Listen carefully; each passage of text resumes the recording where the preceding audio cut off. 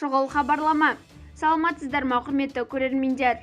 Ең соңғы жаңалықтарды алғашқылардың қатарында білгіңіз келсе, арнамызға жазылуды және де бір ғана лайк түймесін басуды ұмытпаңыз. Лайк басқан қолдарыңыз Кабатулланың қабырғаларын ұстасын. 12 қыркүйек пен 17 қыркүйек аралығында жер планетасының тұрғындары 437 жылда бір рет ұшатын құйрықты жұлдызды тамашалай алады.